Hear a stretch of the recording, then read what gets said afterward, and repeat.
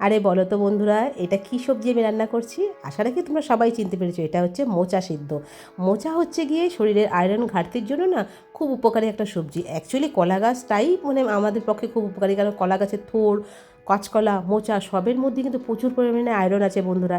আর এটা শরীরের পক্ষে সত্যিই খুব ভালো। যাদের শরীরে আয়রনের ঘাটতি কম আছে না, তারা কিন্তু অবশ্যই এই সবজিগুলো বেশি করে খাবে, কাঁচকলা, মোচা, থোড়। তা এখানে আমি মোচা রান্না করতে করতে তোমাদের সাথে যখন গল্প করে নেবে, বাই দ্য ওয়ে বলে নিই, আমি উমা সরকার, কলকাতা থেকে আমার ব্লগ ভিডিওটা নিয়ে চলে আসলাম।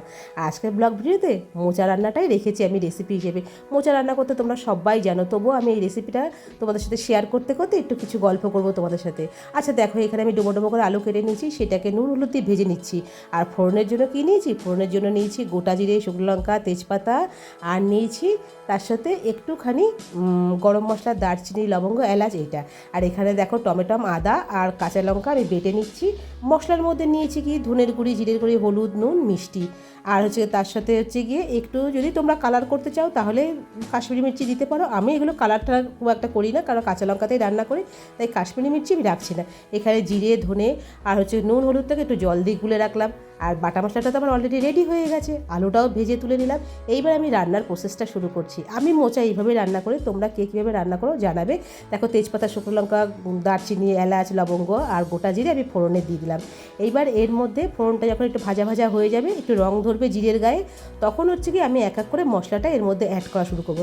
তার আগে একটুখানি মশলাগুলো যেগুলো আমি ফোড়নটা দিলাম, মশলা দেওয়ার আগে আমি একটু খুন্তি দিয়ে নাড়িয়ে নিলাম। আর এখানে দেখো পুরো ভাজা হয়ে গেছে। তারপরে আমি কাঁচা লঙ্কা, টমেটো আর আদা যেটা পেস্ট করে রেখেছিলাম সেটা দিয়ে দিলাম। সেটাকেও সুন্দর করে একটু ভাজা ভাজা করে নেবো। যখন একটু তেলটা বেরিয়ে আসবে, তখন ওই জিরে, ধনের গুঁড়ি, হলুদ আর নুন, সেটার মিশ্রণটাও দিয়ে দেবো।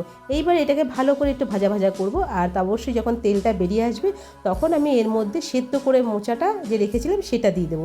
বাই দ্য ওয়ে একটা জিনিস আমি বলে নিই, সেদ্ধ করা মোচাটা কিন্তু আমি সেদ্ধ করার পর একটু হাত দিয়ে চটকে নিয়েছিলাম, তাহলে কি ভালো মেশ খায় মোচাটা।